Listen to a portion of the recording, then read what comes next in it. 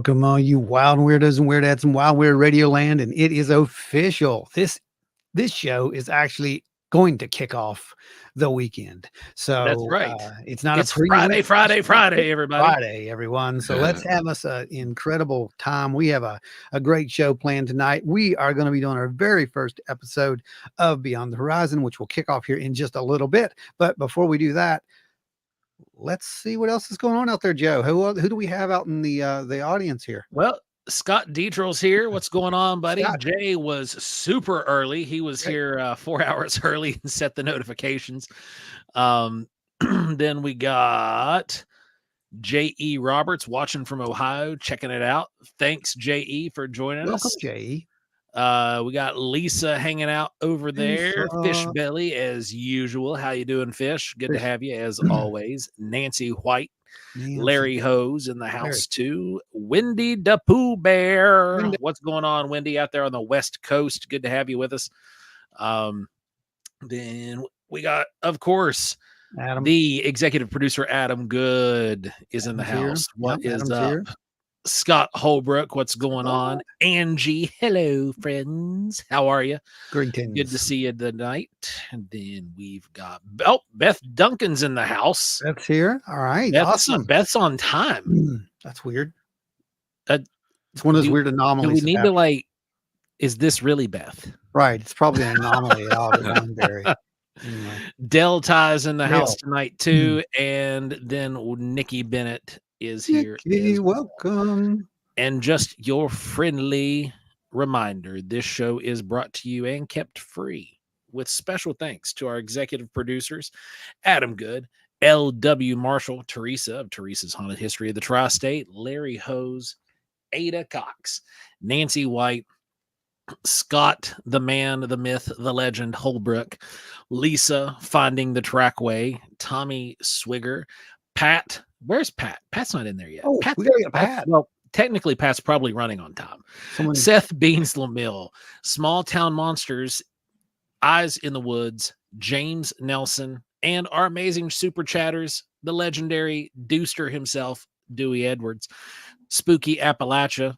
Go check him out and his karate studio, which is probably where he's at currently. Guitar Chains Craig, Travis Urednick, Jeffrey Still, Russ Bailey, Chris Coots, Bigfoot Littlefoot, Terry Summerfield, Sarah Ramsey, Julie Bug, Donna Ho, Angie Breeden, Jen Clower, and Jamie Snell, Ike the Fob Daddy Fobber, Ashley Hilt of On Wednesdays We Talk Weird, and Lotus Flower. And we can't forget Wendy the Pooh Bear and Asher's Creation. Oh, yeah, I forgot. We added one last week. We added Spirit Brothers Paranormal UK. Yeah, that was the new one we put in. That's right. That's right. They were actually going out on a investigation. So hopefully they'll chime in tonight and let us hear how that went. Absolutely. At some point. Wow. What an amazing, amazing turnout. You guys are here, and huge thanks to every single one of you guys who showed up last night and represented us over there at Small Town Monsters with Aaron. That was absolutely hilarious. That was incredible. We loved it having you guys back there. That was so good to see. Terry McCullough's in the house. Let's see. So tonight, of course, we're going to be doing the thing, but as promised, there is a new unlock screen. I just want to let you guys know up front. It's been a long time since we had a new one. And literally spared no expense on this one. You earned it. Let's just say that. So later on in the show, you're probably going to get to see that. If we hit the magic dollar mark, we're gonna unveil that for you. And there's another one on the way as well. So that's what keeps the show free. Oh, look here, Lisa's already on the. Lisa coming in hot. She's buying summoning it. She's the Sky Daddy. She's almost there. Look at that. Thank you.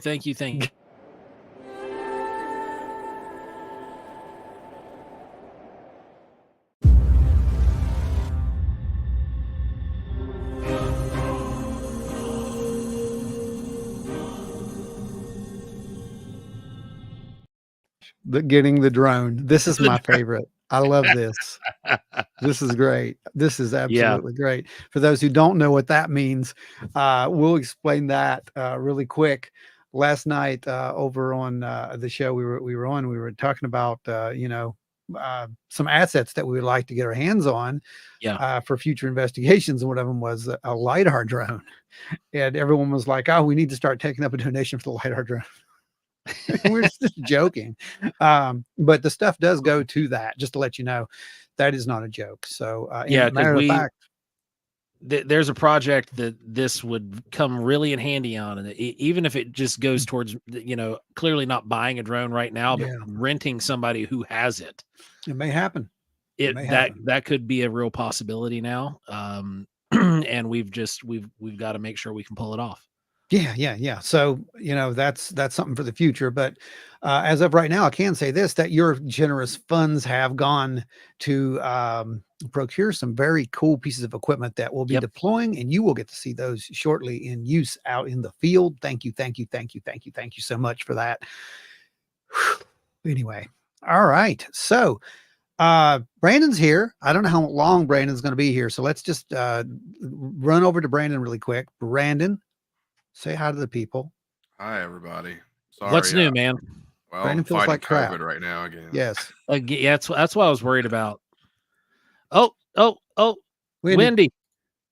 Oh, Wendy coming in, $9. Thank you, Wendy. That is awesome. Those super stickers are really cool because yes, the super stickers are actually awesome. Very awesome. Huge.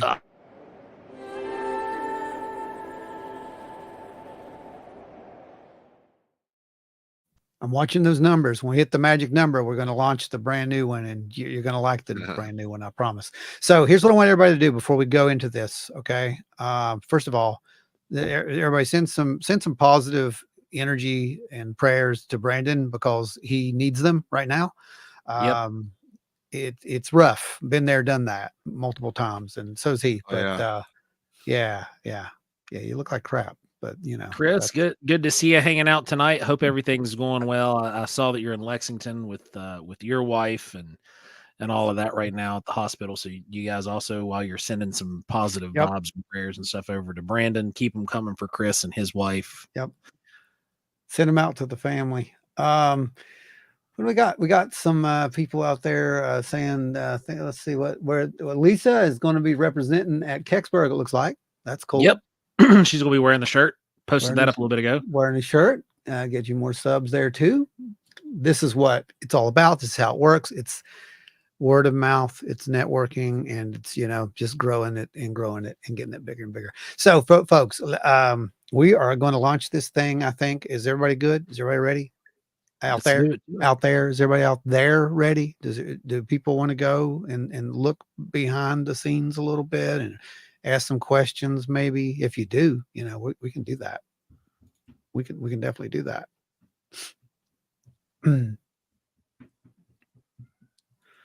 So let me go over here and somewhere.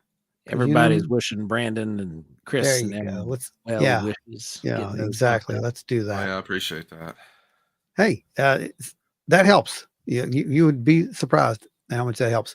So everyone, let's go out now. And please, if you have not done so, like, share, subscribe, all that fun stuff. Yep. Share it to your friends. Let's see if we can get this place packed out. And if you know anyone who watched who watched Paranormal Horizons and wants to go beyond the horizon, now is the time, because we are actually going to launch episode number 1 of Beyond the Horizon right here, which is a Wild and Weird radio special that will air directly after week after each episode. The week after each one of the episodes airs. So, and it's going to give you the opportunity to ask some questions, and we're going to pick some of the questions that were asked on the thread itself and address those. Adam Good just paid $9.99, and I do believe that may have taken broke the barrier. That put us to the ceiling. So you did it.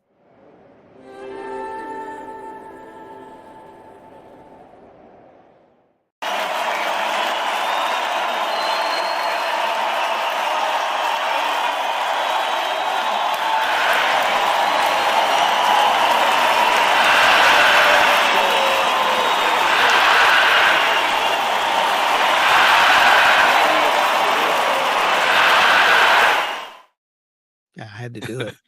Like a little cult video. You like it? Okay. So that's our new one. That is the crowd thanks, and that was created just for you guys. I did that this week.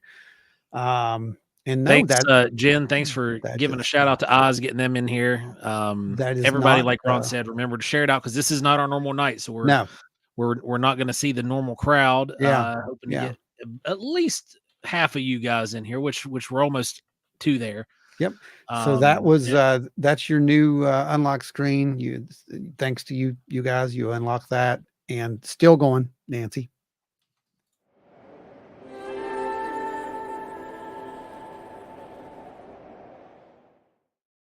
Nancy White, thank you. That's awesome. That screen took all night to render. Just to let you know, that is not an AI generation. That is a RL generation, and that's how that works. So, all right, I think we're ready.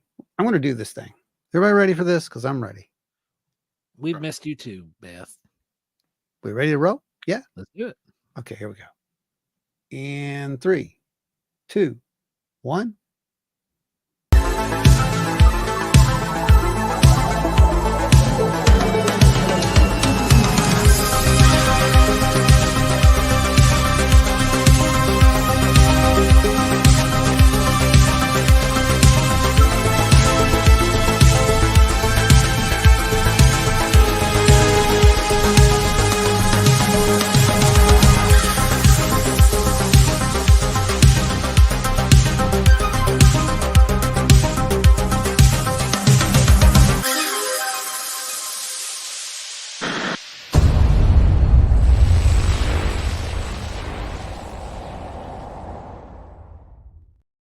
Welcome to episode number 1 of Beyond the Horizon. So, everybody who has who's here with us, who has seen episode 1 of Paranormal Horizons, first off, thank you guys for watching it. Thanks for liking it. Thanks for sharing it out to all your friends and all that good stuff. And it is a mind-blowing thing. First, I want to just hit that really quick. We thought it would be good. We thought that people would like it, but the response has been pretty remarkable, and it's really just absolutely mind-blowing. So yeah, thanks everybody for tuning in. We're over 40,000 downloads now over there. It's absolutely amazing, and I'm blown away by it. So wow. Multiple thank yous to every single person who's tuned into it. We really knew that when we were going to do this, when we were given the opportunity to do it, that we wanted to do something a little different, that we wanted to address some things that we had seen in the field, and follow through with it in a different way. And so being given the opportunity to do that, that's exactly what we did. And it looks like, we did all right with that assumption. I know that I really have enjoyed the process so far. It's been really stressful. Yeah. And it's also been rewarding at the back end, and finally getting to see the response that it's got has been really, really fun. Oh, and, yeah. It's surreal. That's the best way to put it. It's just surreal. And Gary's asking, first question of the night, what was the inspiration for the theme song? And don't say we didn't have anything to do with the original theme song. That that was a Small Town Monsters creation. Yeah, they actually the only thing that I wanted them to come up with, because we design stuff all the time. It's nice to have someone else do something for a change. It's refreshing. And we knew what the name was going to be. Yeah. And I sent a little thumb. I was like, I just want Horizon. I just want this really cool Horizon in there. I want something like that, and I got this, was like maybe two or 3 weeks later. Yeah, it was 2 weeks. Yeah, I got this, They sent this short rendering of the intro. and it's like this is perfect. And I think Seth said that he didn't really, for whatever reason that day, he thought I want 1980s. Yeah. And I'm like, man, it worked. I don't know how to explain that to you, because what's really funny, and he didn't know this, and no one knows this, but back in the day, that's literally, that's when I had my first little, little camcorders like that big, VHS camcorder, and I would go out and document these things. That's what it was on. It was all on these old VCR tapes, these VHS tapes, So it's just kind of like, this is pretty funny. Yeah, it was there you go. There's an old VHS right there, buddy. Yeah, just exactly like that, dude. And Exactly.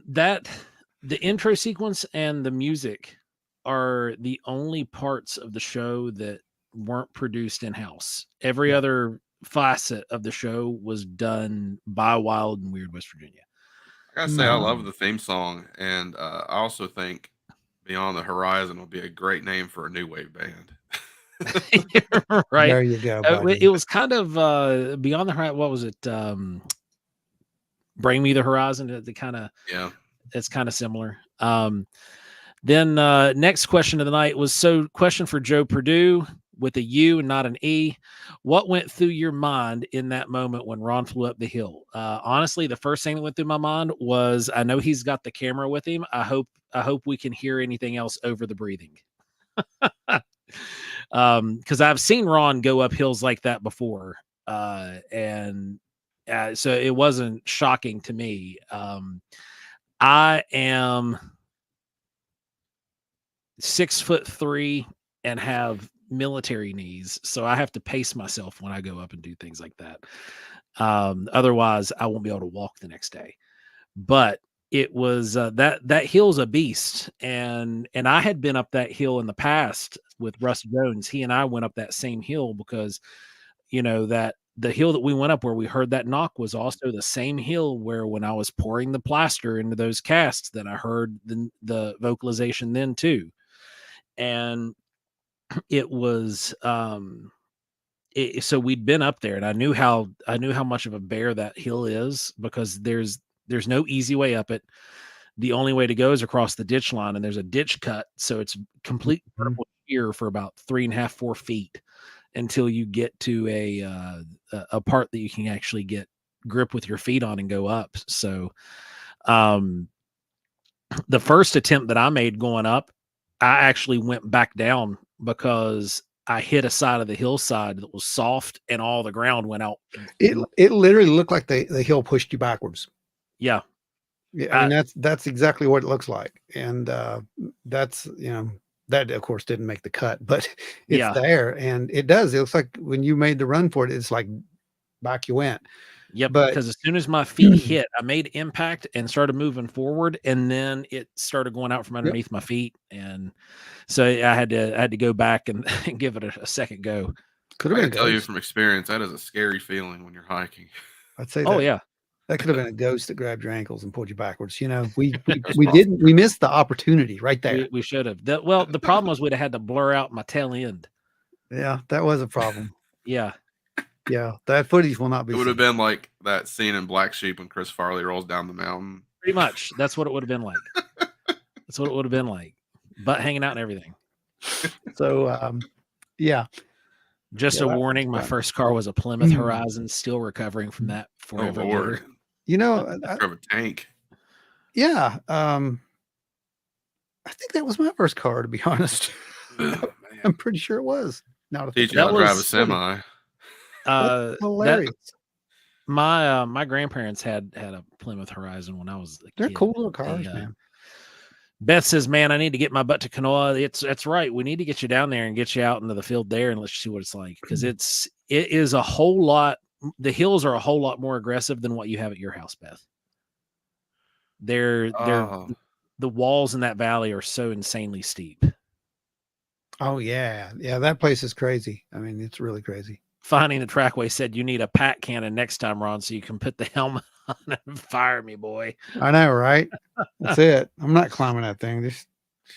But no, what's funny is someone had said, I don't know, they were talking about it at one point, saying something like half mountain goat or something. There's a laughing. I'm like, well, I actually used to raise goats. We did that when I was growing up. So I was on the hillside almost all the time because you had to go up, and the goats are really notorious about getting out of their fence. They can find the weakness, and so you had to go up and repair And those fence those lines. hillsides where you grew up are You just know like what they the are. hillsides there in Hmm. Kanawha. Like that, Yeah. the valley where your house Yeah. was, they're just as steep. Yeah, yeah. And I used to run up that, and that's just once you did it, you it's in you. You can do it. So LW asks, Joe, have you been have there been other odd experiences you've had with your family members other than the one you discussed in the episode? That was I believe when Kelly and I were out and we found the track. And then Ron, what about you? So what got Kelly interested in this phenomena was when we moved here to where we're at. I had done research on certain areas, and this was actually the second house we looked at in this specific housing development, purely because there was an old 1800s, it was an early 1800s wildman report of that went right up this hollow where we live. And so when we came here and I told Kelly about all that, she was like, "Oh my God, you have got to be kidding me. This is why you wanted to live out here." But that first year we were here, we were out back, we had a fire pit, and we were out there sitting around it in the late fall, and she heard the chatter, that garbled communication going from two different points on the hillside behind our house. And once you get behind our house, if you just keep going, it's like 15 miles to the next blacktop road. And that's alternate route 10 for those of you guys who live around here. And it's almost in Hamlin is where that forest empties out. And it's just super dense. So there's no people back there. And there is a pipeline though. And everybody knows pipelines and power line cuts act like wilderness highways. Yep. And it was one of those things where she heard that, freaked her out. The dog freaked out, wanted to come inside, would not go back outside. So we have had some interesting things like that happen. And then there's been some other weird instances that have happened that are more in the high strangeness realm. I think you need to touch onto that because that literally happened in a escalatory manner almost. Yeah. And I think that you see that pattern sometimes, don't you, with this? I mean, that there is an escalatory pattern with it. So, you talk about it all the time here, the ghost cats, things like that. The ghost cats. There's all kinds of weird paranormal stuff that happens here at the house. Mm-hmm. And so, Ron, what about you? Where to start? I don't know. I know, right? Where do you want to start? Your very first sighting was with family. Yeah, my very first sighting was with family. That was a UFO sighting, and that's what drug me down, the long, winding, twisting, and weird path that we're now on. But I wasn't so much interested in, aliens and all that stuff. I was more interested in, for whatever reason, I got more interested in dream research, psychic phenomena, stuff like that. And then I eventually got to the point to where I had to kind of look at what was going on. I didn't like it. I didn't like it at all. Still don't really. I don't care anymore. And back then I cared. It was like, I don't want to tell anybody this because, they think you're nuts, but you're part of normal now. I mean, this is nothing. Trust me, there are crazier people in the world at this point. Yeah. But it comes down to some experiments that I was doing in those days. And it was this dream I kept having, a recurring dream. And a lot of people have heard this because we actually did this live, I think, at where did we do that at the first time, Joe? That was it was at Withville. Was Withville, wasn't it? Yep, about two years ago. Yeah, 2 years ago. And that's the first time I actually told the story out pretty much in public. But yeah, we did see a UFO. There was missing time involved. I forgot about it for years, and then started to remember these dreams I was having, recurring dreams, and they didn't make sense. The dream was a place that I knew very well, and it didn't make sense in the context of things because I drove by this area all the time. And in the dream, we're coming back from church, and we see this big bright light in the sky, and it's like this. Sometimes it's a helicopter, sometimes it was just a bright light. It just depended in the dream, and it was recurring, happened all the time.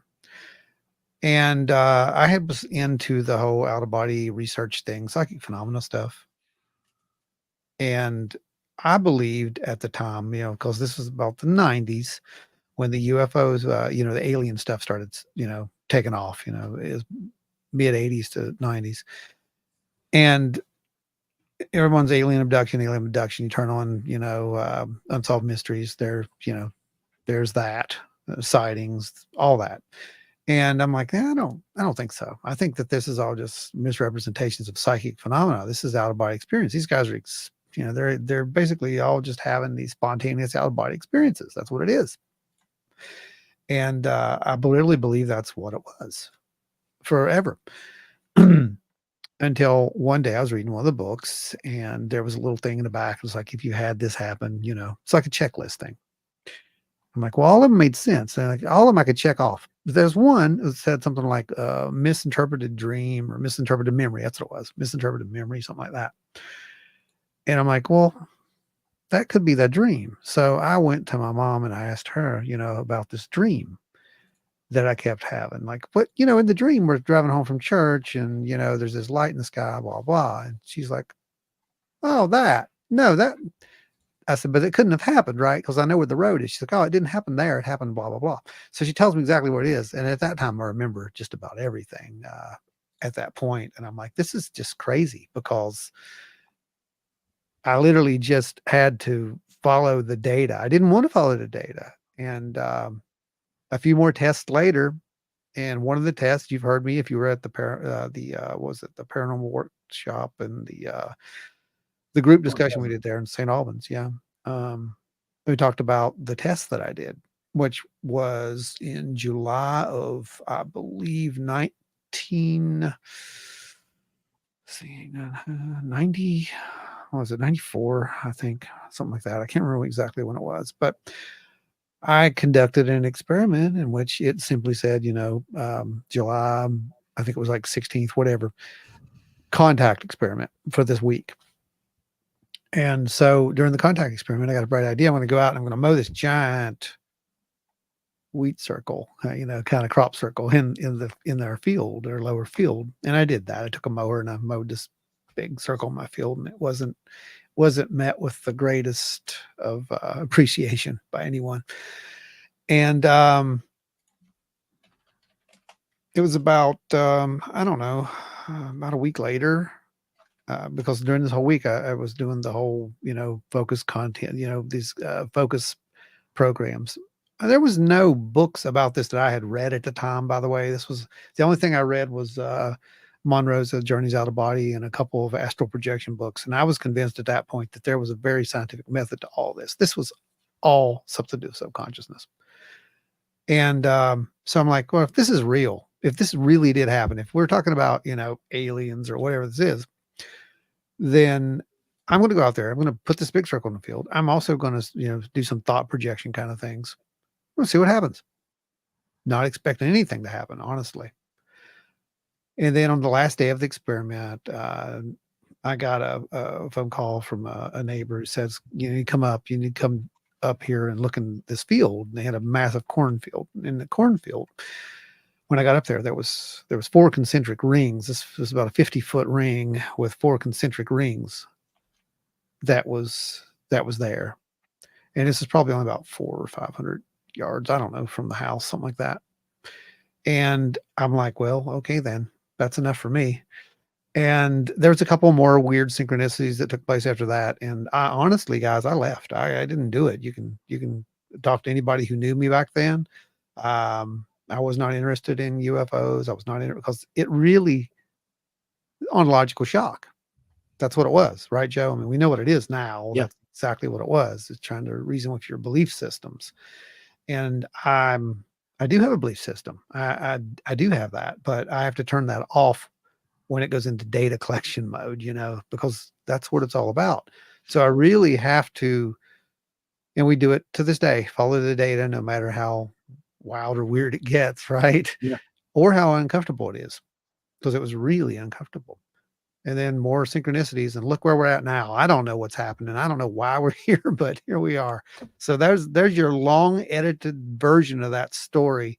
And I still try to figure out, what exactly happened. And there's a whole lot more to it than that, but we just don't have that kind of time. Everybody's wanting to go visit Beth out there at Wineberry. We're going to have to put together a little expedition and get the collective members together and get them out there so that way they can get a taste of all that craziness going on down there. Well, there's a lot of craziness that goes on at Wineberry. And you're going to get to see that finally. This is another great thing that I'm so happy about, that we got to do this project, because finally we get to tell the Wineberry story the way that it needs to be told. Yep. Not the way that, someone else may come in and do it, and I think Seth did a great job, by the way. I'm not talking about Seth. I'm talking about if somebody else came in to do this. Because really, we documented it, and it just got weirder as we documented it, to be honest. It was, and again, you're going to get to see that. I don't want to give away too much, but I can tell you that there's some very strange things that happen out that place. Oh yeah, there's a ton of high strangeness that goes on. Bigfoot, UFOs, you name it. There's orbs. There's plenty of subject A and subject B to go around at Wineberry. And it really is. It is definitely a test bed. Yeah. For years we've referred to it as our Skinwalker Ranch. Yeah, it pretty much because is. if something weird's going to happen, we want to test some kind of new piece of equipment. That's where we take it to do it. Yeah, that place it never fails, man. And it always surprises you. There's always something that place, it's just a little twist, and it's not anything you would ever think of. Yeah.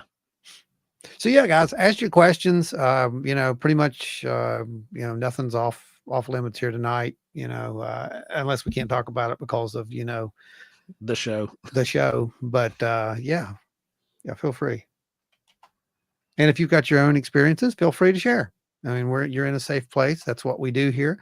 I don't know if anyone knows that or not. For all the new people who are just coming in and going, we do have a pretty great group of people, and those people, they do share their accounts here, and we like to keep it very, very open discourse. Let's say that.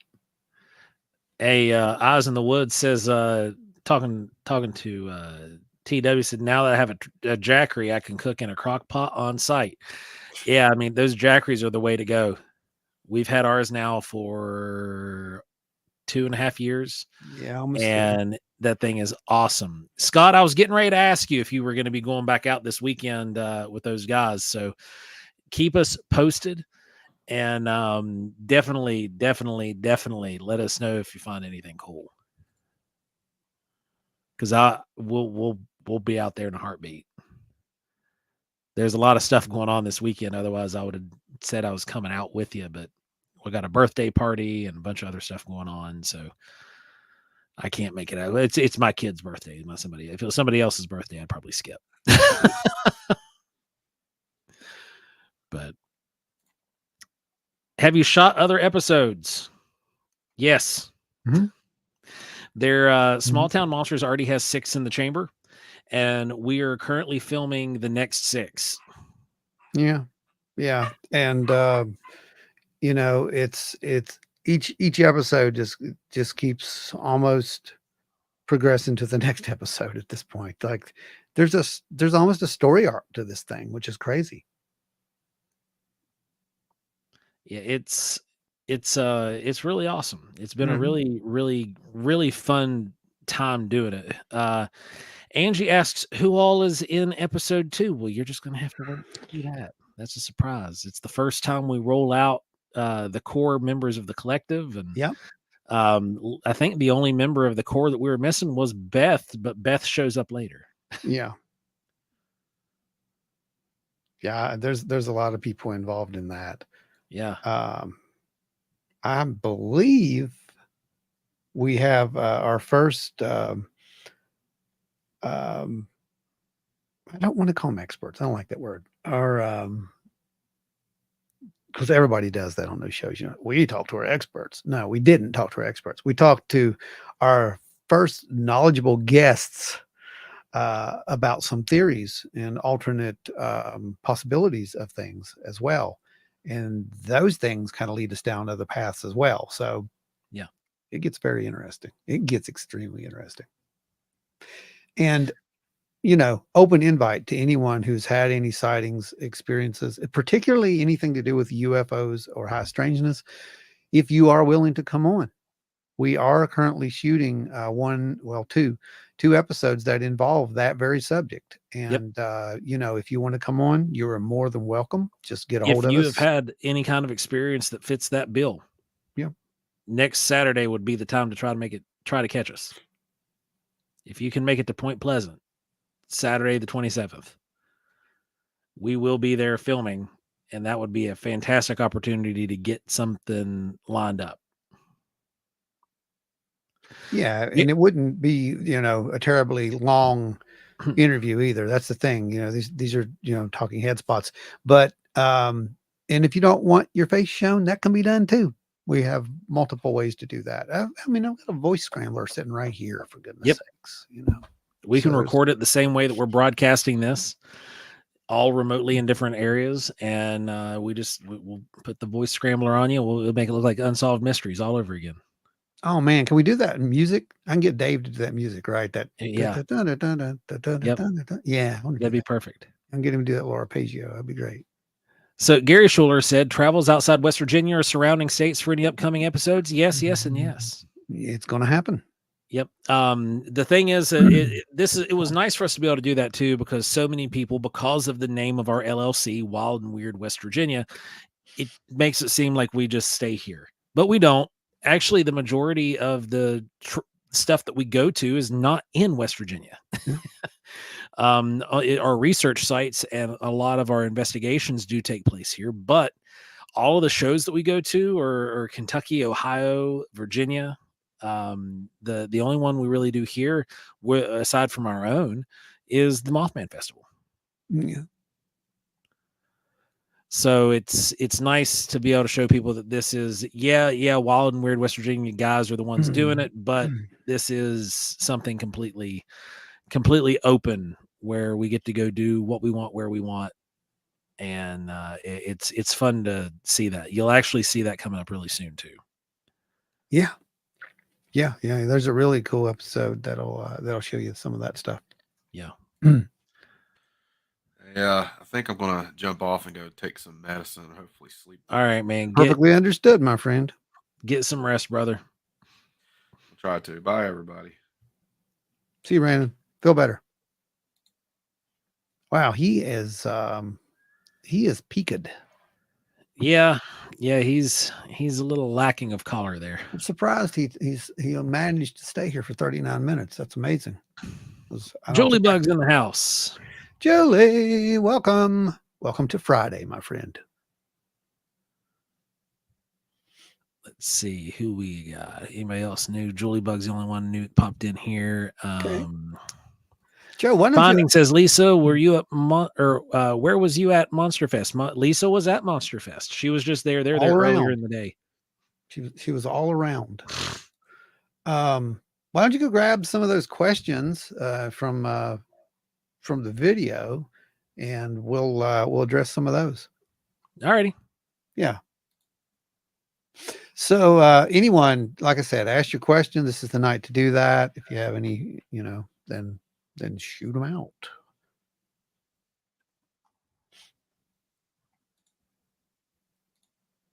Keep them talking while I'm working. I'm watching these guys talk. Oh, Rob Posey's here. Welcome, Posey. Rob. What's going on, man? Welcome to the show. If you have right. Let's see what we got. Just scroll through and pick a few of the good ones that are in there. That's what I'm doing. because there were some really good questions that were asked, actually. Yeah, there's just a lot of those. Oh, yeah. I mean, there's over like 130 some is there comments. 130? Yeah. Is that what it is? Yeah. Yeah. You guys All really, right, here's one from Naomi Serafina. okay. Said, I really admire the fact that more people are talking about the broader range of phenomena on board, as well as the study of the approaching and the subjects of cryptids, UFOs, etc. I think it goes without saying, but I'm going to mention it anyway, that humans, in all caps, can absolutely exhibit abilities such as telepathy, precognition, clairvoyance, telekinesis, astral projection, and many other skills besides. This is not mere speculation, but has been proven under laboratory conditions by multiple studies in multiple universities. These skills have been studied and deployed by the armed forces and intelligence agencies over several major world powers, including the U.S. It is good to see this being talked about in these videos. Well, that was a good comment. I thought that was one of the good questions. That's a But great one, it was actually. just a really good comment. Good observations. Good observations. What it was. All right, here's one that says, when they were exploring the side of the hill where the tree knock occurred, one of them stated it was unnerving. It probably was for them. I, on the other hand, find it exciting and compelling. I've only had one encounter, and it was a long, long, long time ago in a galaxy far, far away, apparently, as well. I was young and afraid at the time. Nowadays, I'm curious and feel extremely compelled to find answers because I no longer feel any fear. When I hear something move, I move towards it. Maybe not very smart, but I'm willing to risk my own safety and get the answers I need. They, in another comment, they were adding to this, and they asked what it was that caused the feeling of unnervedness, and it was the fact that this thing was observing us, and we had no idea it was there until after it was gone. Yeah, that is a bit unnerving, and I don't And think that that's an understatement the either. worst part was that had it just been me there, whatever, don't care. Had it just been me and Ron there, we're good. I'm fine. Ron can run away. And but we had our wives there. And when we got up into position where this tree was, there was full vantage of the entire area that we were in. And the area ahead and behind us. So it had the prime observation location. And it's not the first time that's happened. It's not. It's not. It's happened at Wineberry. It's happened in Ohio. It's happened It happened at for the me. farm. It's happened in Eastern Kentucky as It well. happened at the farm. That was a perfect It happened at the example. farm. Absolutely got flanked at the farm. It's the same thing. Like it had a tactical advantage, is what it had. Yeah, and So that's what really made me uncomfortable, knowing that we had our wives there and whatnot. But other than that, had we been scared or I'll not say compelled, that. we probably wouldn't have ran up the Yeah, hill. there wasn't any.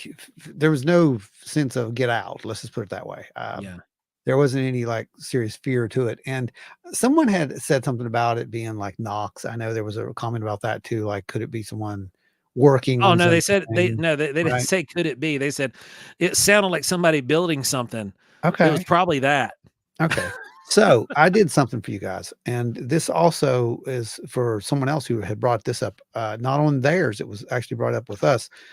And they said, it could be an echo of gunfire or something like that. Because there's a shooting range way, way, way, way, way, way, way away. Yeah, Like several miles away. you're not Well, going to be not shooting several, right but there. a Yeah, few yeah, miles away. yeah, but you're not shooting there is what I'm saying. Not where we were. Mhm. But if it were an echo, then we're going to see what's called a fall off. So you see the pop, and then your next waveform is down, right? Because that's how an echo works. The echo doesn't get louder. I've got a clip. I'm going to play that of just that section, and then you're going to get to see the waveform at the end of it. I want you to pay attention to the waveform, okay? This kind of phenomenon that Yeah. we'd be able to help him out.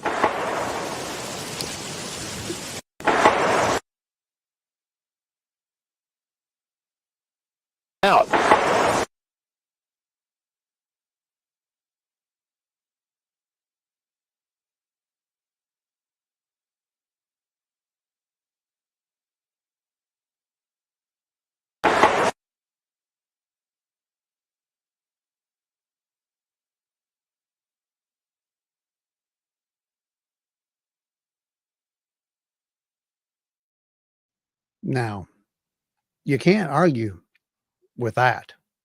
And what That's that would most likely be is hitting that hollowed out tree in two separate levels of density, mhm, meaning that it didn't strike the exact same spot yep, twice. It could have been doing a downward stroke and hit here and here, or the opposite, up and down. mhm, yeah. And I gotta be honest, it's pretty hard to hit that thing twice as fast as that, you know, Oh, yeah. with that kind of power as well. So, I don't know what that was. So, I know it wasn't someone building a house. Let's just say that and right. leave it Well, there. somebody's not building a house because it's protected old growth forest. But there's that too. But So there's that. Um, the next question was from the sorcerer. I have a question. If Bigfoot is 8 to 10 foot tall, wouldn't the knock be higher up on the tree? If, if yes. if there's that if, right?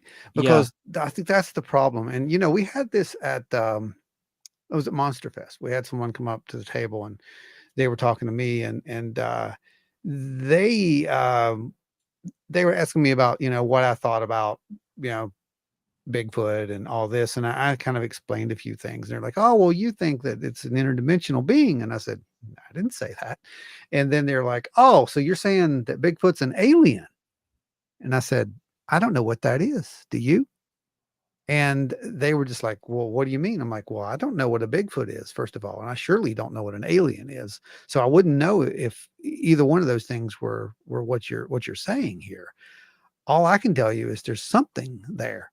And it's kind of like that, it's one of those kind of observations. It's like you want it to be this thing that fits in this pretty little category, but it's just not. Whatever's going on out there does not fit into this simple category. So the next question we have here is actually in the audience is Scott Holbrook. He said, how does 40K views for a premiere compare to other small town monsters premiere in the past? It's right on deck. Pretty It's good. It's pretty it, good. Yeah. For something that's not Bigfoot related. It's remarkable for Like that, in my when I opinion. say not Bigfoot related, because we do Bigfoot research in this, we do other research too. But for something that's not titled something Bigfoot, it's doing just as good. Yeah, yeah, It was trailing it just a little bit. it's outside the bounds of normal. Yeah. Yeah, yeah, absolutely. And there was a Yeah, like it's question. everybody there seems to be really, especially after what we talked about last night, that it's right there with everything else from Right. them at that less than a week pace. It's right in there. I think Alex Petakov's last one had like 53,000 in 1 week, and we're right in there behind him, and we're not even at the week yet. So I had LW asked. Marshall says, I get the Okay. impression from episode 1 that the series takes the approach that all paranormal phenomena are possibly related. I've always debated that, so I'm interested to see how it plays out. So are we. Yeah. So are we. Because, back in the day when I was doing my initial research, I thought that there was this related phenomena. I do think that some of this phenomena is related in some way, but that does not mean that it is the same thing. Yeah. I don't think that we are dealing with the same thing. And that's the weird part. And that's why we broke it into those subjects, A and B. Um, because it's the only thing that makes sense. You've got your flesh and blood thing over here in A, which is incapable of anything strange or paranormal. It's just like us, right? And then you've got B, which can do all these other crazy things, appear as orbs, almost read your mind, precognition, things like that. Just things that do not make any sense whatsoever. Are those things related? Not necessarily. Could those things be observing each other? Yes, they could be. Do we have data that says one way or the other? Nope, not yet. But we are getting that data. And that's why it's important to continue doing what we're doing. And again, we're going to share that as we get it. And this is great. We have the opportunity now, the platform, to literally show that. So it doesn't just end up on a book, where very few people will actually bother to buy the book and look at it and read it. Although one day it probably will be. But right now, you're going to be able to watch it. So that's a whole lot cooler, I think.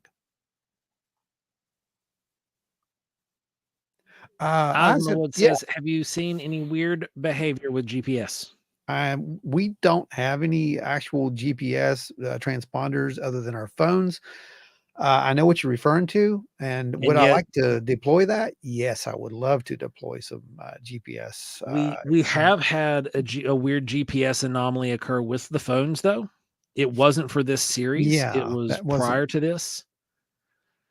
And the distance that we traveled and the time that we traveled it in should not have been possible. Yeah, that did happen. And that happened, oh gosh, that was 2 years ago, January. Right? Was it January? I don't remember what it was, but see, it's already gone. No.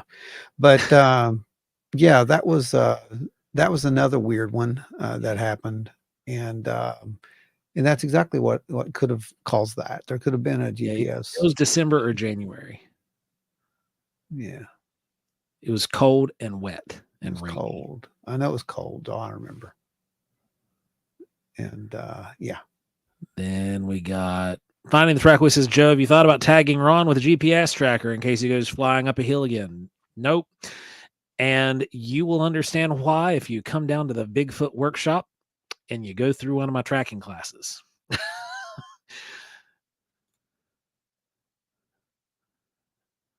Then Beth says, got some strange vocals not long ago and some weird sky anomalies and weird singing and drumming up the holler. Y'all would have fun. Yeah, that happens up there. Oh, yeah. There's nothing, literally nothing that you could say that would make me at this point say, wow, it's just not going to happen because we've already did it. I already seen enough stuff out there that makes me say, well, I don't know what's happening. And, you're going to get to see that. Graham B. Transparency says Bigfoot is terrestrial, but extra. Most likely, like if the flesh and blood concepts are factual, yeah, he is a little extra. He's a lot extra if that's the case. But yeah, that was another concern that some folks were saying over in the comments, is that we were saying Bigfoot was an alien or that Bigfoot was psychic, and we actually never said that once in the series. And if they had made it to the subject A, subject B talking points, they would have figured that part out. Fishbelly says, what is Bigfoot? Elusive. Yeah, that is the absolute best statement. We can agree on that. I think everybody here can agree on that statement. Agent Ron is incorrect. The Wookiees fit into one category. Bears. Allegedly. Yeah. Bears. Then let's see.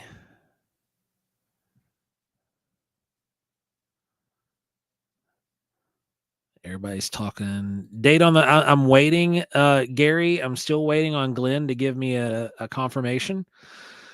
And once I have the confirmation from Glenn, we're going to nail down the date. Yeah, we'll figure out what's going on. Then got a need over here saying supernatural versus paranatural labels. I mean, honestly, I'm just going to answer it that way. Yes, because it could be the exact same thing. Honestly, these are just words that we give this stuff to try to understand it. What is supernatural? I mean, that's honestly no different than a physics that we haven't quite cracked, the code on at this point, as far as I'm concerned. So it's going to be very interesting to look at these things in those kind of lights, I think, as we continue with this. Men in Black says, by our calculations, when Agent Ron scurried up that hill, his velocity indicates acceleration was aided by emissions. That's hilarious. You guys are funny.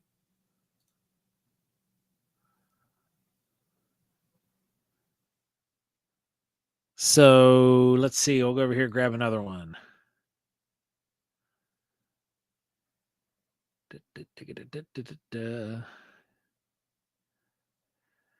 Yeah, here's that one. It says those two knocks sounded just like somebody building something. They were close to a road as well, so it could have been anything. Not in a protected forest.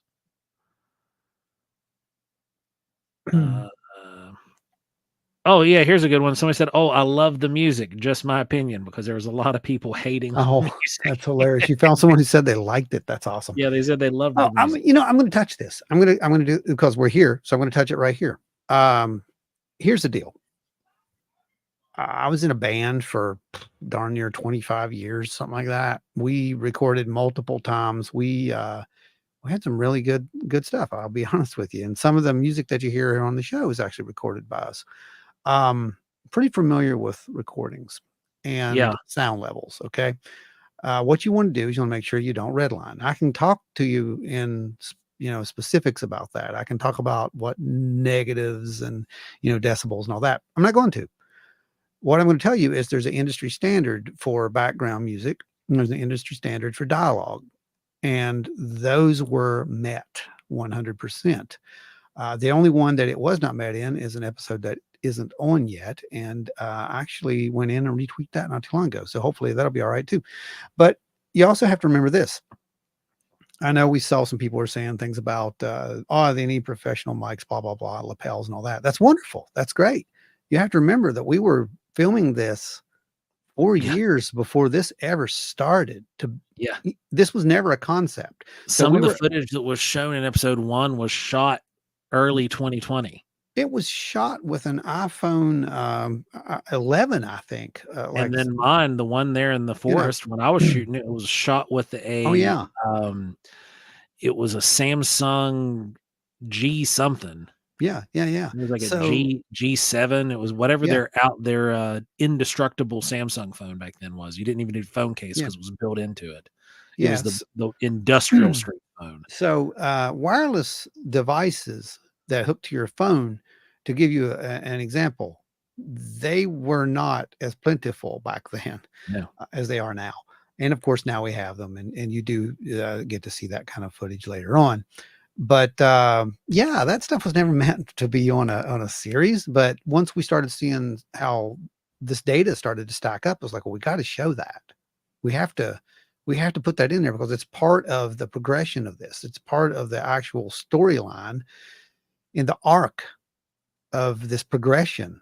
And that's what we're dealing with, is a lot of this Yeah. progression. So I'm not a sound engineer. I'm going to tell you that now, but I do understand that we are right on par with some very popular paranormal type shows. Yeah. I watched one the other day and I'm like, well, ours is actually a little bit lower. So, and one thing I did not like about a very popular show, and I'll say its name because it doesn't, I don't, as far as I know, it's not on the air anymore. They still do things, but back in the first few seasons of Ghost Hunters, back in the old days, that's how far Oh we go yeah, back. their audio was so loud. Wasn't that it was Their loud? shock audio was like, Yeah, well, it wasn't the music. It was this. Every time we got this amazing EVP, they would play the EVP, and there would be like this, this sound like a synthesizer thing going over it. I'm like, what are you doing? yeah. Like, so we have made very sure that if there is audio, and you heard that with a knock, there is no music. If there is a audio signal that's picked up, you won't hear music. It's not going to happen. Yeah. And if it does, it'll be extremely low, but there will be no mistake that we want you to hear that waveform for what it is. I mean, you can actually And go pull it off and throw it into Sonic Visualizer and look at it for yourself. and That's to go further than what Ron's already talked about, I was in a band too. I did music. I did live sound production. I did live sound production for Skillet. Some really big metal bands out there right now that are super popular, mega popular today. And then I also did the production stuff, from filming to editing to just the sound formatting for old Christian TV on a channel called Daystar. And that, what we did back then and what we did with the live production sound, we're doing sound balances in the editing. We're making sure that nothing's clipping. We're making sure that everything is as balanced as it can possibly be. And we're using really good mics. No, we're not using $1,500 mics. We're not we're not running around here with the $1,200 Sennheiser lavaliers and all that stuff. But we're using microphones that produce professional quality that are being used in real productions all over the world for documentaries and all of that. So the equipment we're using is up to snuff. The audio we're using is up to snuff. That is it. So there are people who are nitpicking and griping, and Eh, it I is mean, they're just going to have to deal with it it. doesn't matter. That's unfortunately the one of the better responses was taken down, and it was something to the nature of, well, if you get a series, you can do it the way you want, and it really does. It comes down to how you want to do it. So, that's no different than someone looking at this picture I've got here in the background and said, well, you shouldn't have made that pink. You should have made that, blue. Okay, that's in your world. It can be, but in my world, it's going to be that color. So it's the same. Beth said, speaking of being an engineer, I made a windproof mic for my recorder today with gloves. Hey, Good job. There you go. Appalachian ingenuity.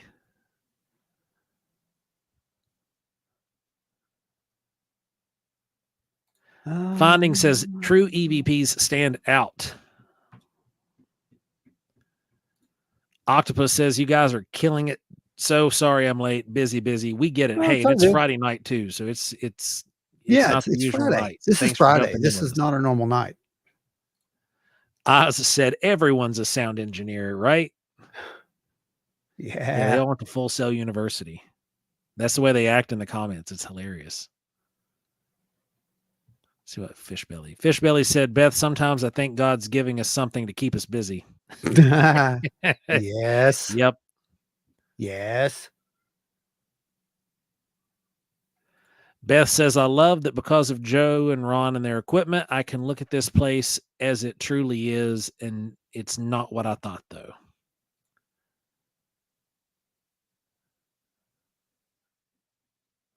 Gary Schuler is building a REM pod at Haunted Hillview Manor in Newcastle, PA in a workshop tomorrow. That's awesome. That's cool. That'll be fun.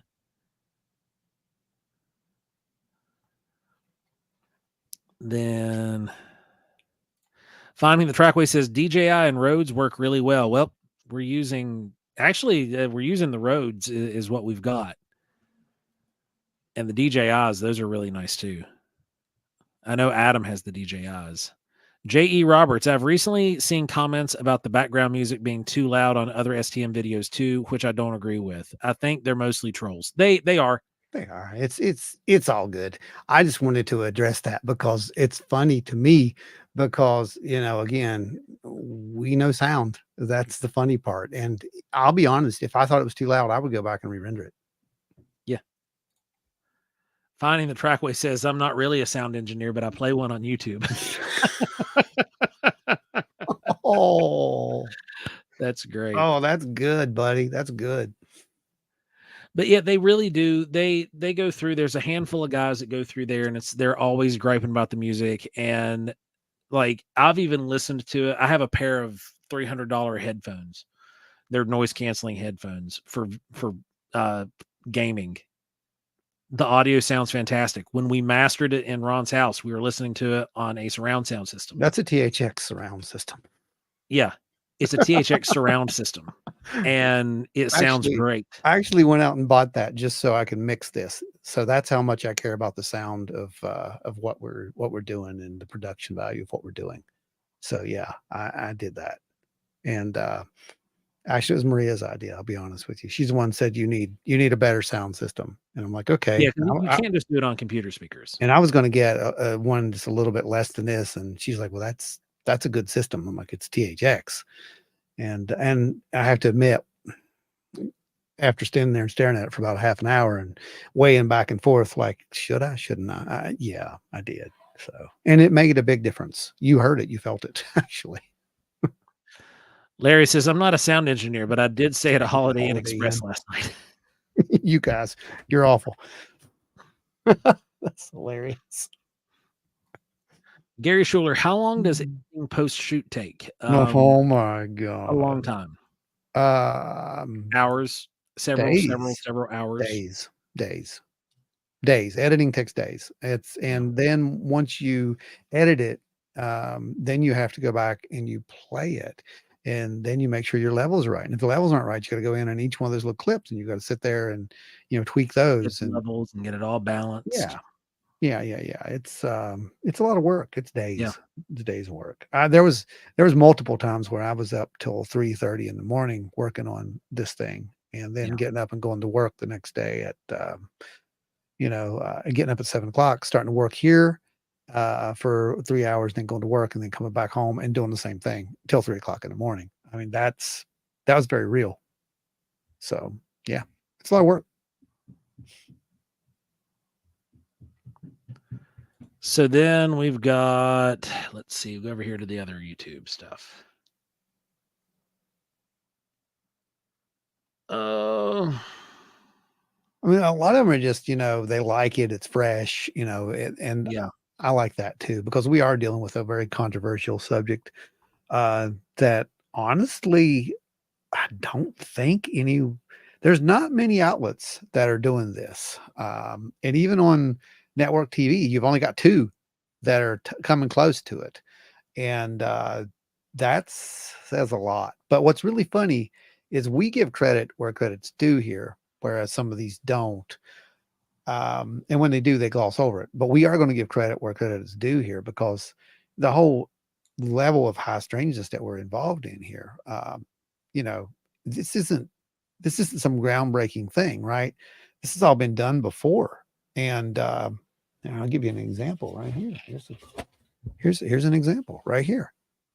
There you go. So this has been done before. There are people who should have gotten a lot more credit for their work in this field. And it's just important to us to actually shine a light back on that research and say, look, these guys, they were onto something. They were onto something big. Men in Black says the music was primitive and aggravating, but we have to expect this state of affairs stemming from your backwater planet's unsophisticated grasp of musical expression.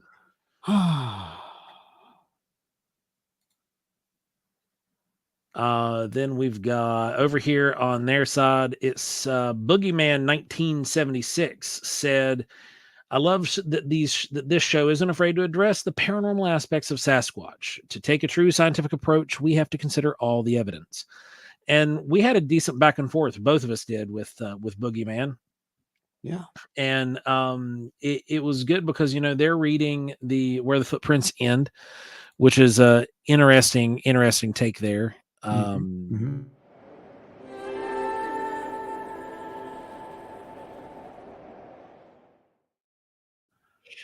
Yes, I am aware of what you speak. And there will be a blessing in the future. I'm sure of it.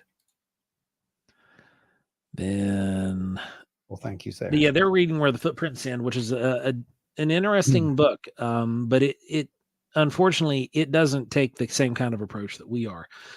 They're strictly saying that these things are 100% a paranormal entity, where we don't have enough data to extrapolate that and make that kind of a statement. Well, I mean, let's be real. Let's have this open conversation right here, because that's what this is for, right? So let's address that. They're not the only one. I mean, Tom DeLonge just came out there this week and basically said, Tony, where you at? Demons. He did that. He said, that we're dealing with, these extra dimensional evil beings, basically is what he said. Now, they're not all evil, according to him, but some are very evil. And his definition of evil, it's just so contradictory, because it's like, well, they're evil in relation to what they do to us. Right. That's true. But I don't know enough to say that the whole phenomena is that. And he doesn't either. Yeah. We have multiple data sets at this point that say that there's multiple things going on. Now, putting all that stuff together, that is a head splitter, is what that is. Yeah. And that's where we're at. We're just trying to put all this together. We're not going to tell you what this is. If you're watching this series and you're thinking that we're going to come out and say, this is what this is. Yeah. No, the only thing that will come out and tell you what this is something that we know that exists with absolute empirical data, which is basically a signal a transmission, we can agree that those exist because we can measure them and they are quantified right there, quantified data. But we Tracks can't. being cast. Yeah, that's quantified data, but we Is it can't. physical evidence, things like Yeah. that? We can tell you that we have this because we can literally touch it, we can review it, but without we don't find out what, at least not in the first 6, we haven't discovered what Bigfoot is, and in the first 6, we haven't figured out what UFOs are. So you're not going to get that answer. So everybody just quit watching just now. That's it. Thanks, Joe. You just ruined the whole series. I said the first 6. We still have 6 more to go. Yeah, I know. And it does look like we are only going to get more questions. Yeah, we are. And what's really cool about it is the questions that we get are leading to answers in a weird way. And it's not looking like what we think the phenomena should look like, if that makes sense. It almost, and you've heard us say it before, but we'll say it because it's not a spoiler really at this point, the non-human intelligence aspect of this, as John B. Alexander called it, the precognitive sentient phenomena, that this thing is aware. And we see that in multiple situations now. And the synchronicities that are happening, I can't even explain those to you. And you'll just have to hang around for that. So when we say that we can't say, as of right now, there's not a section in the video where we go up and interview a gray alien. There's not a section where, we go and find crash retrieval of an absolute 100% verified, UFO, because that's what it would take literally to prove those two things. Right. Yeah. But that's where we are with the world right now too. So it doesn't really matter. What we are going to show you is the data that suggests that it may be possible that this is a whole lot weirder than flying saucers and aliens. It may be something that is just so bizarre that it's going to leave you scratching your head at the end of the day. That's kind of where we are with it right now. All right. I think that was all of the good questions. Yeah, that's good. That's good. Yeah, that was good. Orb chaser. Oh, yeah. Here's one. Here's one I want to address. And we addressed it last night on the show with Aaron. Okay. One person said, being honest, this is not breaking new ground or thoroughly documenting any event with evidence. Guess what? There's more than one episode. Seems like a sideline reporting without a touchdown to report on. Okay. Well, so does your comment, Slick. But I'm going to say this. We're through this show, we give all of the credit where credit is due. We don't try to claim that we have come up with anything new or groundbreaking. We reference the 4 horsemen from Bigfoot and their precursor, their predecessors, really, the folks who came after them, Dr. Meldrum and the folks in Cliff and Tom Shea and the people who are out there in the field, the giants, so to speak, in the field right now in Bigfoot. We talk about John Keel, Gray Barker, and Jacques Vallée, and John B. Alexander, and all these guys in the show when it comes to the ufology and consciousness and paranormal study and all that stuff too. We're not out here saying that we're the ones figuring this out, and that we've come to these conclusions or some of the stuff all on our own. Now, yes, we have come up with some experiments all on our own. Those weren't something that we've seen on TV. We haven't seen them elsewhere, but we give credit where credit's due. And somebody clearly didn't pay attention to the show. And they haven't seen any of the episodes after the first one where we talk about those folks especially. So yeah.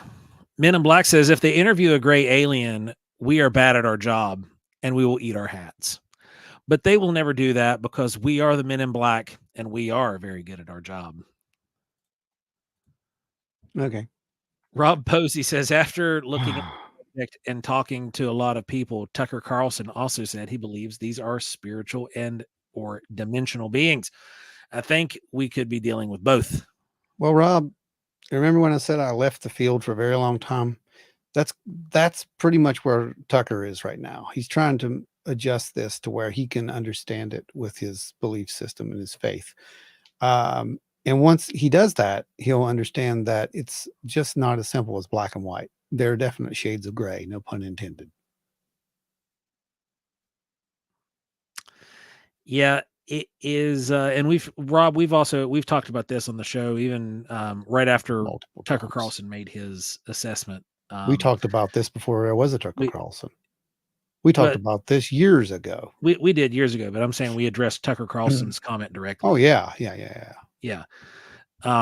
We had a lot. What no, that was an actual podcast that we recorded with that on. Mhm. But we talked about that, and then we had addressed the possibilities of this back when we very first started Wild and Weird Radio, and it is one of these things where, for me personally, it comes down to like extraterrestrial, extra dimensional, spiritual. What difference does it make? They're foreign to us, so to speak. Let's just stick with, we don't know what they are, and stop trying to label it until we 100% know. Because like Ron said earlier, we are dealing with multiple angles when it comes to these beings. There are people who have had very negative experiences. There are people who have positive experiences, and you can't, and that goes with Bigfoot to UFOs, aliens, whatever, paranormal even. They'll be comforted by the feeling of a spirit that comes into a room, or they'll be terrified of it. It's true. It's yeah. There's two sides, at minimum, two sides to every coin out there. Yeah, I mean, a good example of what you just said, the comfort thing. How many people have had the experience where they walk into a room or whatever, and all of a sudden, something happens and it's a ghost and they're terrified, right? But it could be after a traumatic event. It could be after a family death, and the same thing could happen, and they would be comforted by it. Like, it's just your interpretation based upon the perspective at the time and what causes that sometimes too. So that's where it gets very tricky, and the water gets a little muddy, if you know what I mean. Lisa said there's never black and white. My white may be your black. Never Yeah. pass judgment on what people believe. Exactly. Tony says, Angie said you guys are talking about demons. There you go. There he is. We summoned him. So yeah, just you're not going to see us place labels beyond subject A or B definitively on anything in the series, or Not unless something happens. Not unless something happens, right? That literally says, "Look, this is what this is." And I Yep. can tell you now, the ones, you guys who have paid attention up to this point, you're lucky, because you know what's coming in this series, because we're going to touch it. But that we've received weird signals that seem to correspond to when we're saying things and whatnot. That's happened. It's you've seen the ITC sessions at this point. And then it doesn't mean that we know what that is. And I've said it for years. Well, even back when Ghost Watch and with the EVPs and stuff, it's like, oh, that's a ghost. Well, what is that? I don't know what that is. It's like the person who's like, oh, you're saying Bigfoot's an alien. Well, I don't know what that is, so I can't say that. But maybe, I don't know. I mean, it's the same thing. We don't know what these things are, so we can't really go around and say 100%, yeah, that's a ghost, or that's a extra dimensional being, or it's this. Could it be? Yeah, it could be. Could be. Tony says, I think that sometimes our feelings after these experiences are informed by our mirror neurons. We sense something we can't quite consciously identify, and it unnerves us. Yeah. Yeah. Yeah, I would agree with that. Because it is. There's an uncomfortableness to it. And especially it's human nature to fear what it can't understand. Yeah, can't explain. It's true. It's very true. And I've said this multiple times with people who have experienced these things. I know that a lot of people are like, oh, well, if I see, like, say one of these beings, right? Well, it's not going to scare me because, it's just like seeing someone else, but they're just a little different. No, it's not how this works. You're seeing something that you can't possibly understand physically. And your brain is not going to work that way when you're faced with that kind of stuff. This is the same reason that people who have UFO sightings or Bigfoot sightings may have a camera on their shoulder, for example, and not think to turn it on. They're caught up in the moment of just that. We've seen that. Yeah, saw that. we're literally with We saw news that. reporters. Yeah, we saw that with the professional filming equipment. Yeah, we saw like that. as professional could get, and just stood there like. Yep, exactly. So that happened. Trackway says it's all fun and games until you record something. Boy, ain't that the truth. Beth said, I was watching TV and some person was having the same thing happen to him, even describing the same things that happened to me. Yeah, it's common. I mean, these things happen. That's what people have to understand. And it doesn't mean it's good, bad, evil. I mean, that's for you to decide. Those are things for you to come up with and interpret on your own based upon your belief systems, I guess, and your own personal, journey and data collection. But these things happen. And that's another reason I like to do this. And, we wanted to put these things out for people is to understand you're not alone. You're not alone. And Joe and I can both tell you that we have stood by and heard people who can't rationalize what they have seen, and they just simply don't talk about it. And then they'll come over and tell us, and they're like, I don't know how to address this, but I saw this. And it's wrecking their world.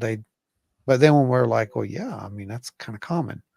That's a big relief for those people. So again, I hope that's what this does, and I hope it really helps. Hey, Linda's here. Speaking of people seeing weird things. Yep, Linda's in the house. Hello, Linda. Hey, Linda. Then let's see. Tony said you might not be seeing what your brain is telling you you're seeing, right, as evidence in case where separate witnesses witness the same phenomena but have different sightings. Yes, absolutely. We've talked about that multiple times, and I think that that's a very good possibility. In that case, we are dealing with some kind of intelligence that can absolutely, it can change the way that we perceive things. So, the Mothman 46 says, what does Joe think about nuclear powered military drones? All I'm going to say is that there was a patent from I think it was sometime, it was the late 80s.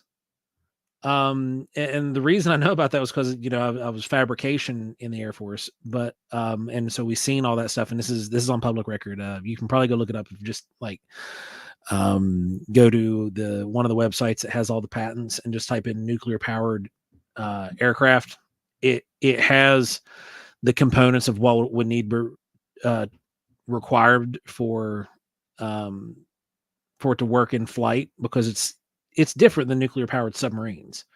We know we have nuclear powered submarines, but this would be a unmanned flying drone. So it's with the patent existing in the 80s and it now being like 40 years later at this point, I'd say the odds are pretty good.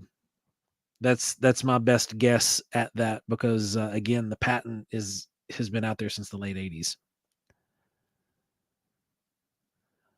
Let's see. Rob Posey says, what gets me is all the different shapes these things are. Yep. Then if DQ makes an orb flavored ice cream, I'm running at it. I think we all agree with this. I think that, I got a good idea. They could use those, the same orb, put it in a blizzard, use the same little orbs they have at the little boba orbs. Yeah. You used to be able to get those at the frozen yogurt dispensary places. Mm-hmm, mm-hmm. That'd be it. That's what you want to do. We just created Dairy Queen $1 billion. Yeah. Mothman said light bulb. It's an idea. Lisa said, does it make me weird that I wasn't scared when I saw what I saw? I was nervous for a second, but then wanted to see and know more. No. Nope, sure doesn't. No, that's human nature. and it may be a little bit beyond human nature. It just depends. Angie wants to know what you think an orb tastes like. Finding my vote is bubble gum. My vote is whatever a 9-volt battery tastes like, but more. That's what I think an orb would taste like. You might be right. Ionizing. You might be right. You might is that the word for it? Yeah, it you might tastes be like right. Ionization. Yeah, it could be it. Metal. It tastes like metal. So yeah, it's kind of like, back in the day, it's zooxanthid poisoning. You got the copper taste in your mouth. Mothman 46 says you don't need the shielding for human occupants in the drone. It's exactly right. And I know that they have oh gosh, a couple years back there was a unmanned aquatic drone that was nuclear powered, but if I remember right, that test failed, which probably means it's working now. But yeah, you don't have to have shielding or any kind of protection for occupants in a drone at all. Linda said, Lisa, we're all weird. Welcome aboard. Then Angie said, Lisa, that makes you one of us. One of us. Trackway, orb blizzards. Trackway thinks they taste like blueberries and lithium batteries. Yes. Finding the Trackway, the manta ray. Yeah, I think that was the manta ray. Yeah. The manta ray they just released some footage of that thing. It's pretty crazy. Yeah.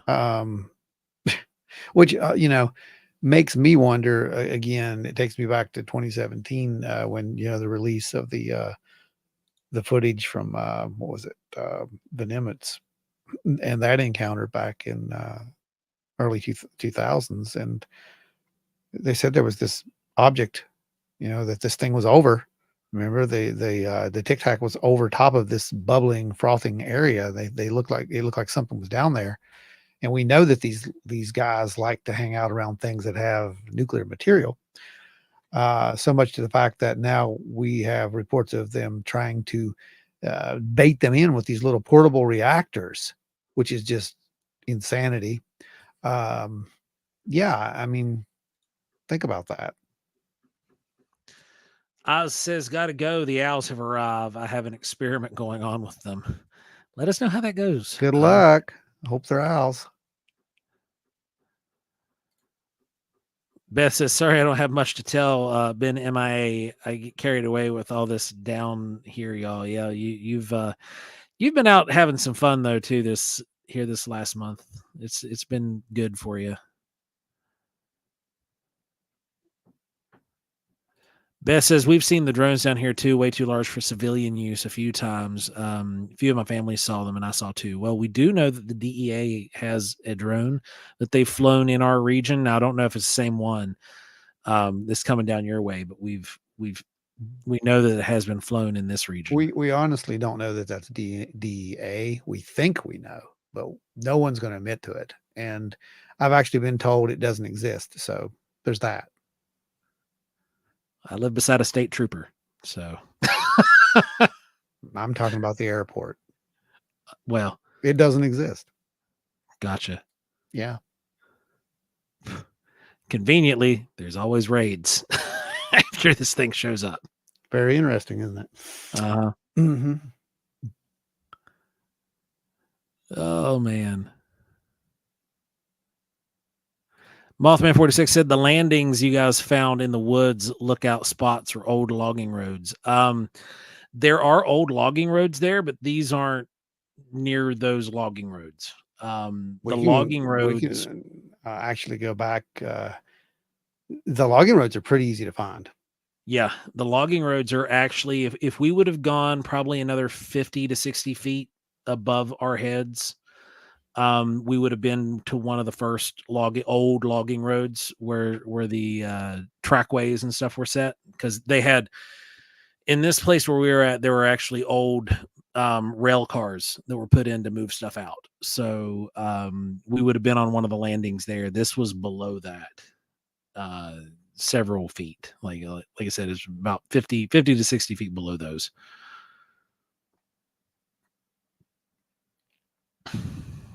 Then Linda Sigmund, it's a shaped like a triangle UFO. Oh, here we go. Have you seen that craft Elon Musk has released for SpaceX? It's shaped like a triangle UFO. I have not. I have not seen that one. Let me go see if Hey, Spirit Brothers UK is here. Hey, Spirit Brothers, did you guys have any luck at your investigation last weekend?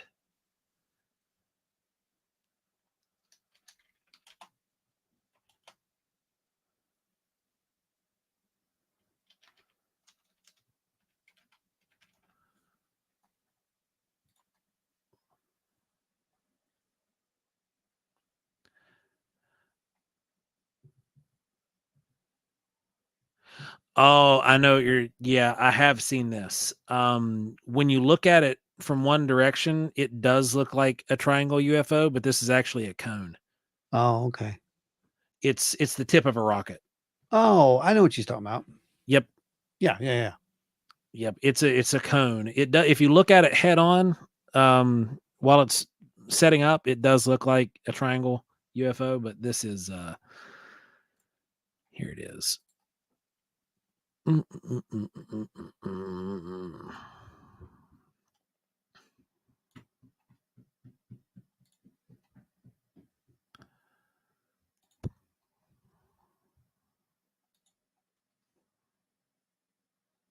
Are you kidding me? Well, that's not going to work.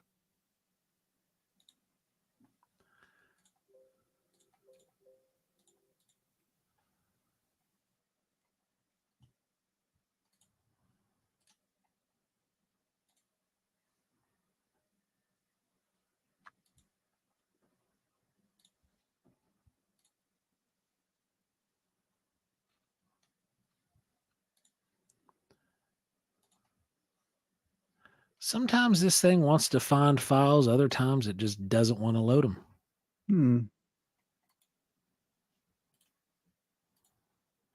That is bizarre.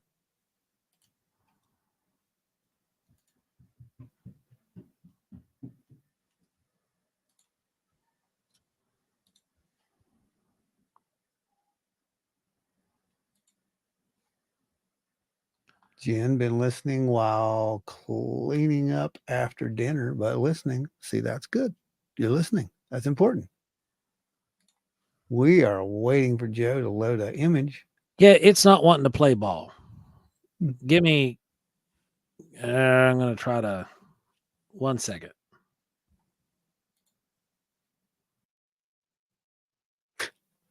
That's awesome. So, yeah, that happened. He just disappeared, actually, literally over the horizon. So, oh, look, he's back. He's back. All righty. We'll see if that changes anything. Spirit Brothers does seem like they have some stuff to talk about there. Yeah, it does. Nope, didn't change anything. Dang it. Yeah, it's not letting me load it up. Only thing I've got like 6 different photos saved, and the last thing it's showing me is those pieces of the metal that I downloaded last week. Oh, that's weird. All right. So Spirit Brothers says, "Oh my God, it was amazing. It was one of the craziest investigations in a long time. We caught the clearest EVP of a child laughing. Our camera even picked up the sound, but our ears didn't."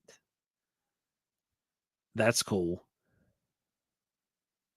Yeah, that is very cool. Scott said, working on different power grids. I know power companies not only use helicopters, but pretty large drones with video and thermal checking for hot spots and damage. Yes, they do.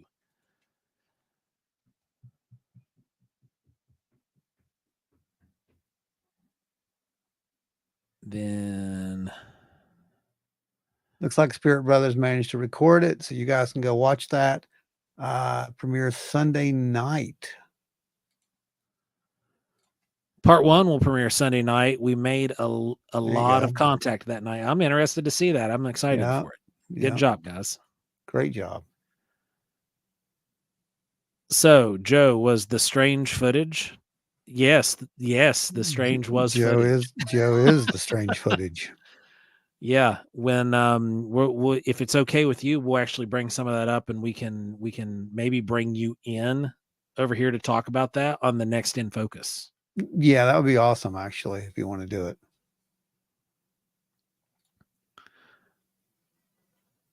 Mothman 46 said, I think today we'll learn that today was a major hack job on the national level. It could have been that Office 365 thing that happened with CloudStrike. Could have been. It's possible. We weren't affected by it here at all. Mm-mm. Beth said, Joe, did you listen to the last message I sent you? I have. Then let's see. We have silenced Lisa, allegedly. Oh my gosh.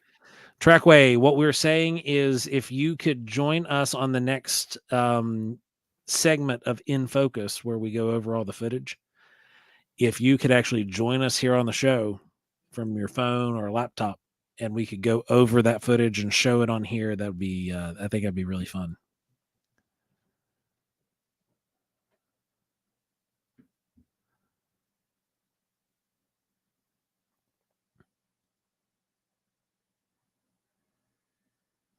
Oh man, that stinks. That's wild. It said that it wiped out all the trains there in the UK and a lot of other banking card payment stuff. Yep. I saw that where it affected like a lot of banks. Yeah, there's a bank in Charleston there that was affected. Yeah, Mm-hmm. I know a lot of major airports were down too. Mm-hmm. That's what happens when you all run it all off one server. It's what happens when the computers, are Revolt. getting smarter, and it's gonna be a lot easier for them, isn't it? Yeah. Whistles innocently. I'm sure it's gonna be really easy for them once everybody's driving these, brilliant smart cars and vehicles that drive themselves. It's gonna be great when you turn those off. Absolutely. Yeah.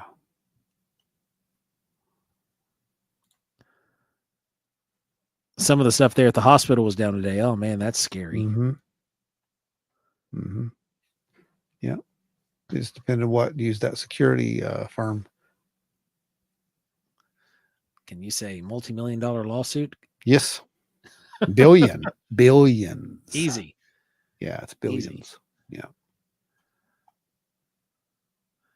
So what can they be looking for coming up with Paranormal Horizons, Ron? Well, they can be looking for because we've got another episode coming up here on the I think it's going to be, let me look at the calendar real quick because it's supposed to come out a month apart. Well, it'd be like the 15th then. So that would be the 15th for the members, mm-hmm. and then the 18th for everyone else of August. Yeah, I think that's right. So the 15th for squad members and the 18th for the world. Yeah. So in the next one, we're probably going to see one of the biggest deployments of equipment into an area so far that we've done. Easy. And then we're going to see things take a little bit of a different turn. We're also going to see some use of some equipment that we've never deployed in the field before. It'll be the first time that gets done. And the results are a little confusing. Yeah. A little confusing. Yeah. Yeah. That's a good way to put it. A little confusing. It's going to definitely make, by the end of the episode, you're going to be like, I don't know what just happened. I thought I was watching this thing about Bigfoot being psychic, but that's not what this is. Yeah. Yeah. Yeah. That's totally going to happen. And that's going to lead right up into, of course, the next episode, which is really Wandberry cool. Part 1. Yeah, we get to see the whole thing, so that's going to be really cool. So you guys are massive investigation video coming up, followed by the introduction to Wandberry. Yeah, and we're going to leave it right there. But it's going to be really cool. There's a lot of cool things coming, and I think you're going to like it. I think you're going to enjoy it. So. And of course, when you do watch it, do take time to leave a comment. That does help. Yes. And ask questions. Always ask questions because that's what we do. If we don't know, we'll tell you. We don't know if we, but a lot of this stuff you have to remember, we have a short time to show Yeah. what we've caught, and there's We literally will hours normally and have, hours, hours and hours and hours of hours, footage hours that of we have to footage. condense down to a 1 hour and 15 to 1 hour and Yeah. 20 Yeah. block. Yeah, so we literally have to kind of squeeze that stuff down a little bit. So you're going to see some of that happen. It's inevitable. It's what happens when you have to do series and whatnot. So Linda asked, have you ever used pendulums and crystals in the field? not so much in the field, but as for experiments and tests, yeah, we have. We actually implemented this at the paranormal workshop thing that we did there, and we used it with a Zinner test. And basically, I'm just going to go ahead and tell you right now what we did was called. It's a different protocol for remote viewing. It's associative remote viewing. And basically, you don't have to have a pendulum, by the way. This is nothing. This is a crystal. That's all it is. It's pretty and it does things. But all it's doing is literally taking the energy that's already in you and creating a biofeedback type thing. You don't have to have that. You can literally just use your eyes. Like those who were there, you probably said before. I have a tub of crystals that I actually dug up because I was using the blink method, and the blink method is the same thing. Blink, when I look in this area, blink. We did that with the Zinner cards as well, and we saw people actually making those connections at the workshop as well. So there's multiple ways to do that. That all falls into psychic phenomena and whatnot, and you don't really have to have that. That's what I'm saying. That the pendulums, you can have them if you want. If it works for you, wonderful. But you can do it without it. Trackway says, I did find an EVP today that says home, and that's becoming a reoccurring theme. Oh, really? Mothman 46, I can't wait for the rest of the shows. Thank you. We can't wait for you guys to see them either. We're under as much anticipation as you guys are, because we want to see the reactions from everybody. Spirit Brother says, oh my God, tell me about it, guys. We film on location for 6 hours or so and have to condense it to an hour episode. We actually lose way more than we post. Yes. But who has the time for a 6-hour video? Yes, exactly. Yep. Exactly. Angie said that was one of the funniest things, or funnest. It was the funnest meeting. Funnest meeting. It was a fun meeting. It was really fun. For those who didn't go, we did some remote viewing stuff. We sent Adam out in the field, and he was actually looking at something, and we had the group actually conduct a remote viewing session where everyone drew what they thought Adam was looking at, and we did have several hits that looked pretty remarkable, actually. So Seth says, hey guys, have you ever done any investigations inside caves or abandoned mines? Yes and no. We've done them not together. Yeah. I know Ron went into a cave. Was it last summer? Grandview. That's about 2 summers ago when I found those little. Yeah. 2 years ago. Yeah, actually, that was near Ash Cave. That was near Ash Cave. I thought you were talking about you found one in Grandview at Grandview Point. You went down up on the New River. Yeah, I found it. I didn't get to go in it though. That was the one you're thinking is the one where I crawled up into the actual old, which was amazing. It was a little slit in the rock, and when I went in, you could see still the shelf area. And there was char on the top of the shelf. This is where they cooked. This was an ancient Paleolithic site. And I had to go up there. That's all there was to it, So, yeah, I managed to get myself in that position and crawl back in there. And it was just otherworldly. It was amazing.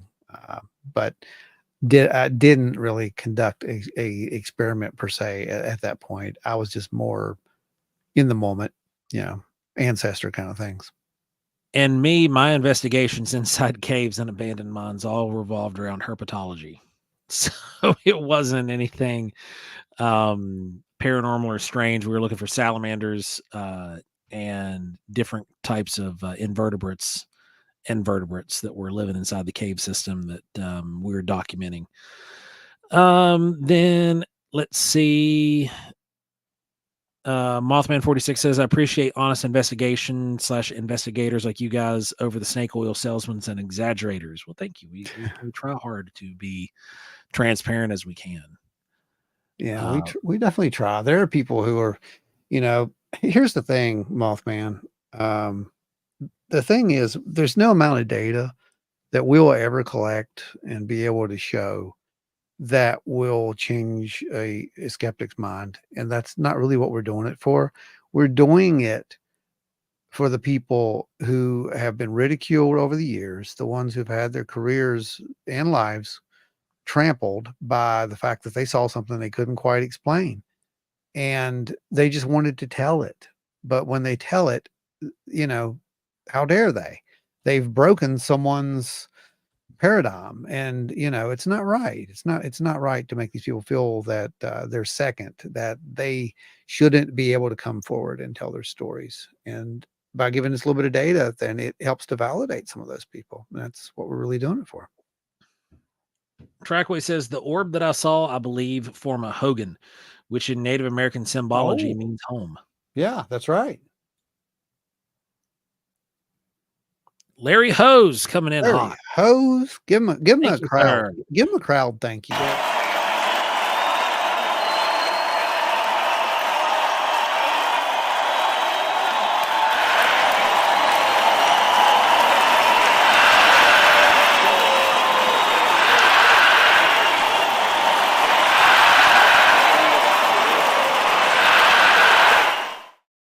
It's a 6-hour animation just for that little bit. Wow. But they're worth it. So, yeah. Thanks, Larry. You are awesome, my friend. Linda Sigmund said, my dad took me into an old mine when I was a kid. He told me where it came out many yards forward. That place has always been called Monkey Run, Bigfoot of Meigs County, Ohio. Interesting. Mm-hmm. Got a freaking fruit fly down here. Fruit fly. I know what that was. Uh-huh. Beth said, I truly believe some of the spirits down this way are Native American, especially now that we heard the music up the holler, the drumming. Never know. Never know. You never know. We know they were there. That's all we can say. Trackway says that crowd thing looks great on the big screen. Does it?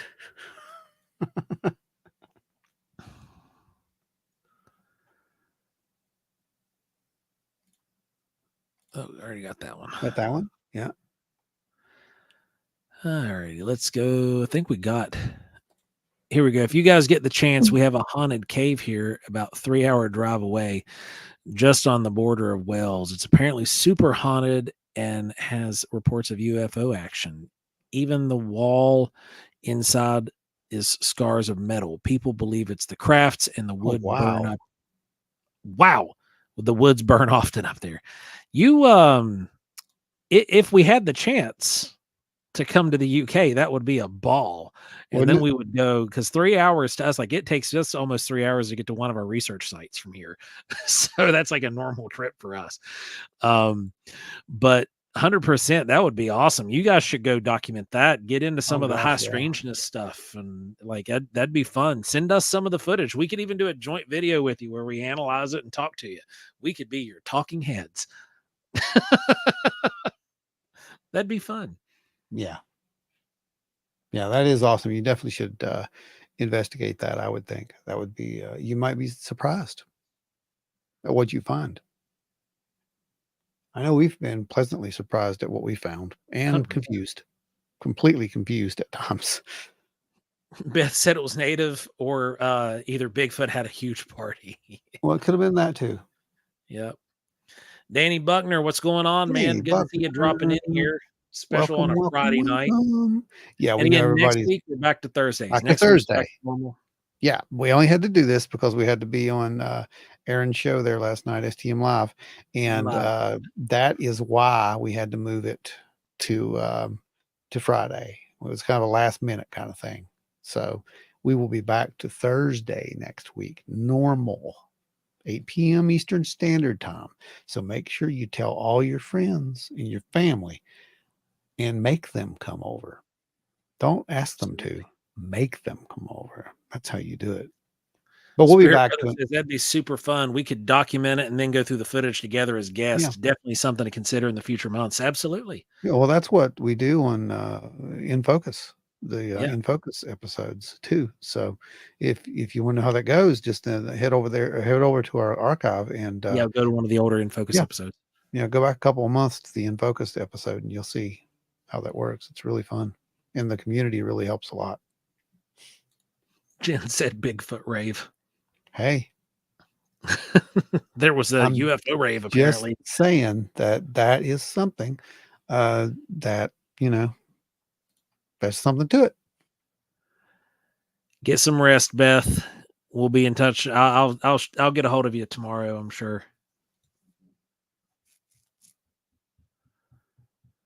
Oh man, we've got some crazy stuff going on. We've got the episodes coming up that we can't wait for you guys to check out.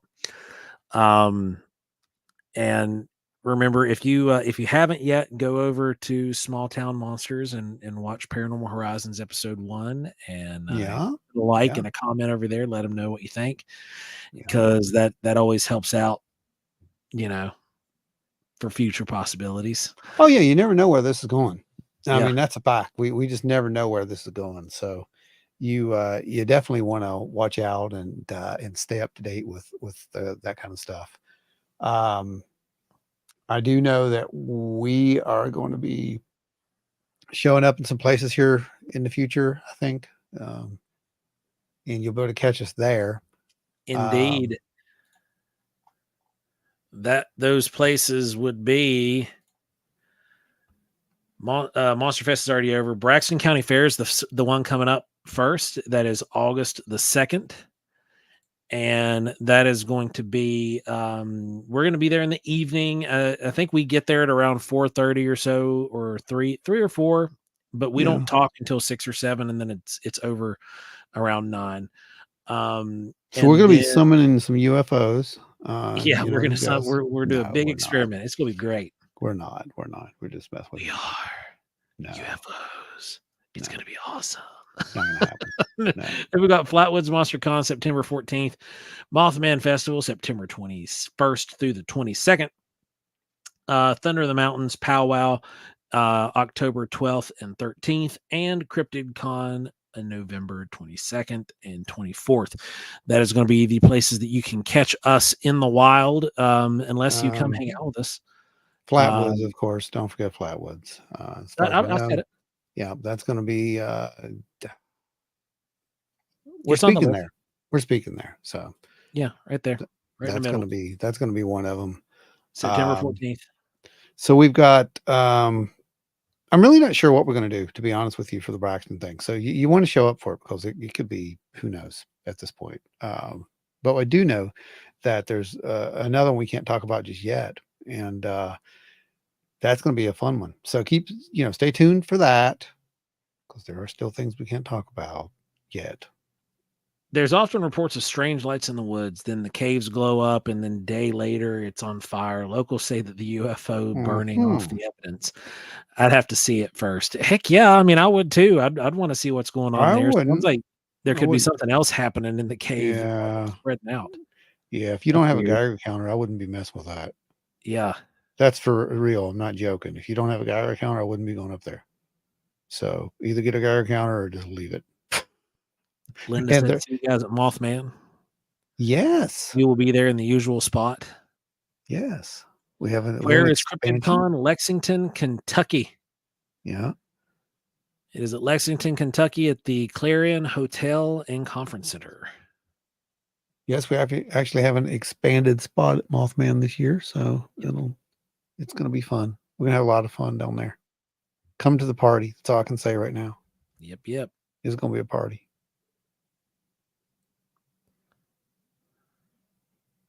Apparently everybody in the comments is talking about naked raves. I see that. I see that. No, it's not one of the experiments, just to let you all know. No, but it could be. Yeah, it could be, We can blur stuff. I know people. I'm just going to say, so. Spirit says nothing wrong with naked raves. Few glow sticks, plenty of beer. That's our raves in the UK. There you go. There you go. Finding Trackway, Lexington, Kentucky. Indeed. Crypticon takes place in Lexington, Kentucky. It's kind of our year-end event for us. It's normally the last one we pull into every year. Great lineup this year. Giorgio Tsoukalos is going to be there, and we're going to be there. Thomas is going to be there from Skinwalker Yeah, Ranch. Thomas is going to be there from Skinwalker Ranch. Yeah. You've got the folks. Cliff Barrickman is going to be back again, and then you got Russ Accord, and you've got Maria Mayor is going to be there. And a few other people. Yeah, it's gonna be fun. It's a fun event. You need to try to come down if you've never made it. Yep. If you guys can make it to Lexington, if not, definitely come to Mothman. Mothman is like the biggest, craziest. You're going to want. I'm just going to say this. You're going to want to come to Mothman. Yeah. If you're a fan of what we do, you're going to want to come to Mothman. That's all I can say for now. Scott's going to be there this year. Oh, awesome. Can't wait to see you there, man. We need to drag Jay up to another event. So, well, we're coming up on our 2-hour mark here. Yep. Anybody got any final questions, final thoughts? Let's get them in there right now. Julie Bug said, did you mention Hellbent Holler at CryptidCon? No, I didn't. They're going to be there. Yeah, they are going to be there. That's right. I don't know if they're going to have a booth or a table or if they're going to be there like hanging out. But I know that they Lee did announce them that they were going to make an appearance there. Mm-hmm. Mm-hmm. But the speakers for the event are Cliff, Tom Shea, Charlie, Raymond, Russ, Maria, Giorgio, Thomas, and Bree or Brian and Rochelle. Those are the speakers this year. But yeah, you'll definitely be able to catch Hellbent Holler there. Then us, and then there's 2 or 3 other guests that I can't think of that they've announced that are going to be there. That they're going to be there. I don't know if they're going to have tables or not. Right. They did that with a couple. So, yeah. And don't get that confused. We're not speaking at CryptidCon. No, we're not. Guests we're different. Listed as guests, but we're not speaking. Yeah. Yeah, that's why I didn't rattle us off there. I wanted to make sure everybody knew who was speaking.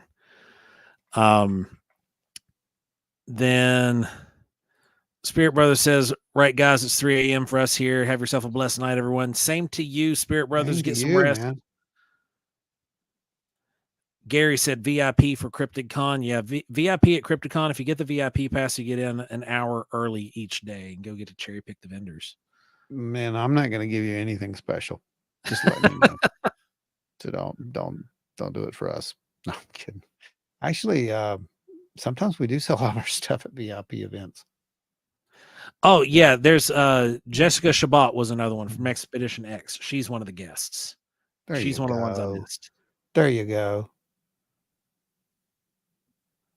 Did we hit everybody? I think we hit everybody. Finding the Trackway. If Holler is there and a certain former Floridian will be there for sure. Okay, we're in. That's hilarious. I know Martin came last year. Martin should be there again this year. Martin I'll bet Marty's going to be there. I will bet Marty's going to be there. That's just an incredible individual right there. See, you'll probably get to catch him because Martin had a table there last year. Mm-hmm. He did. Selling his book. Yep, he did. He was busy all day too. Oh my goodness. Yeah, he was. He's just a incredibly charismatic individual. He's very happy. And it's just infectious, really, when he talks. So, he's a really cool guy to just sit there and talk to, and he'll tell you how it is. That's for Julie Buck darn said, I sure. absolutely love Paranormal Horizons. I can't wait to see the next episode. It's wonderful to see some fellow West Virginia folk making a difference in this field. Congratulations, Joe and Ron. Well, thank you so much. Thank you. I don't know how We much of a appreciate difference that. we're making, but if we can at least get other people to talk. The one thing that I can tell you we're definitely doing is we're taking the appearance of the mountain monsters as the paranormal face of West Virginia and making proper paranormal research. Okay, I agree in with that. West Virginia. I do agree with that. And you can go ahead and touch on that Yeah. and say why you said that. Not that we're against, Yeah, like we know No. the guys, and like it's an entertaining show. But for the last since we started, and we started going around to events, everybody was like, "Oh yeah, are you guys like at Mountain Monster? Those guys are awesome." And we're like, "No, we're not like Mountain No, we're Monsters at all. nothing like that. No, we're the farthest thing from Mountain Monsters. We're not out here building Bigfoot traps and like that to set off in the woods." And they're great. They're great guys. Don't get me wrong. I'm not saying anything bad about them. Like I said, we've known them. We've set up shows with them. Wild Bill's a good friend. It's one of these things where for years we were all compared to that in West Virginia. Like if you were in the field doing research, you were compared to the Mountain Monster guys. And what we have hoped to do with Paranormal Horizons was to kind of change that. Yeah, pretty much. Just wanted to, make it understood that there are people who are doing work out here. And here's the other thing. You're going to not just see us. Okay. So don't think that it's just going to be, it's just Ron and Joe. It's those two guys again. No, Yeah. there's actual other members of the collective that make their plays in this, because when we started the collective, the idea was to create literally to reach out and create this team that could function as a unit if it needed to be. And that's exactly what they did. They function as a unit just as they need to be. They have their specialties and they deploy those specialties. So when we actually launch some of that stuff, you're going to get to see those people. Those are people who have supported us for years, and we have turned around and did the same thing. That's what it comes down to. Their voices in the field needed to be heard. We had the opportunity to make it happen. That was one of the things we always wanted to do with Wild and Weird was, to get to a point to where we could invest in others' works. We talked about that from literally day one. Yep. And now we get to do that. So, will it make a difference? I hope it does. I mean, I don't have a crystal ball. I can't look into it and say, yeah, I got a crystal skull, but I don't got a crystal ball. But, yeah, I can't look into it and say, yeah, that's how it's going to go. But, I really do hope that we managed to change some paradigms a little bit, Men in Black says you are nothing like the Mountain Monsters cast. They are entertaining. Oh, that's perfect. Thank you. That's great. Scott said Men in Black coming in and keeping Ron and Joe humble. Exactly. That's what they do, man. That's what they do. J.E. Roberts says it's been fun and truly interesting, guys. Have a good night. Thanks for joining us, J.E. Hope to see you again here next week, Thursday. Jump in, be a part of the conversation. As you can see, everybody who's been in the chat here is really, really chilled out and really cool people. We've made sure that we've kind of curated this crowd and this group of family members at this point now. Yeah. And we keep all the weeds out. So yeah, if you ever want to tell a story, you're more than welcome. That's what we're saying. Absolutely. And that happens a lot on this show. So on the regular show. But yeah, we'll be back to our normal guys next week. And and then we'll do this again after the next episode airs, which again will be next month. So yep. I'm going ahead and switch that over. There we go. So that way I don't forget to do that next week. And we come on, with the other one. But yeah, so we're going to do that. And everybody just, keep watching, keep your eyes open, like I said before. And if you see anything weird, if you have any UFO experiences, any non-human intelligence type experiences that you want to talk about, reach out to us. And like I said, we need a few more witnesses that we can actually put into this production. So we can definitely include you. Absolutely can. So one of those dates, remember, the 27th, July 27th, get a hold of us. We're going to be in Point Pleasant at the studio. We'll be able to sit down and take your account and document it. So if you're there, let it message us ahead of time, get a hold of us, wildandweirdwv@gmail.com, or get a hold of one of us on Facebook. Julie Bug, good night. You have a great weekend as well. Thank you. You too. Everyone have a wonderful weekend. It's going to be I think it's going to be a pretty decent one out there. So go have some fun. Trackway said, we stopped going out to eat with Jen every time we do these weirdos show up. That's right, man. It's true. It's weird. Adam Good, speaking of owls, Whitley has a great interview with Mike Cleland on Dreamland today. Oh, going to have to check that one out. That sounds like a great show. That's a good one. I don't think anyone's speaking of owls, though, Adam. That was you. So we're not. No, I was talking about owls. No, we're not going to. Don't do that. I was got some recording of owls. Don't do it tonight. You know what's going to happen when you did that. Oh, yeah. All right. You guys did it. So enjoy the owls. That's what's going to happen all week. Till Thursday. I stepped away earlier to go. He's been doing a project with owls. Oh, I saw that on the screen earlier. Oh, I saw that, but no one was talking about it just now, is what I'm saying. Adam just kind of led you all into it, and you all fell right into it, just like a pit. He just literally ran you all right into that pit, the owl pit. Oh man. It's not going to be good. Well, guys, thanks for hanging out with us tonight. We appreciate each and every one of you. Remember, like, share, subscribe, all that good stuff. You can catch us out on the road at various festivals coming up here soon. If you want to find out which ones those are, head over to wildandweirdwv.com, click on the event schedule, and it will show you right there on the page. Make sure to keep up with us on our social media platforms and keep up with us here on YouTube, because if there's any kind of craziness going on, we might even post some of it live. And you never know when that's going to happen, literally, because we don't know what's going to happen. It just does. It's going to happen. I just show up. I do. I just show up anymore. I don't know. So thanks, everybody. We appreciate each and every one of you. And remember, if you're trying to make the perfect flan, you have to at least use a water dish and bring the water completely level with the top of your little souffle cup. Otherwise, no dice. No one's ever going to take this show serious. Stay home.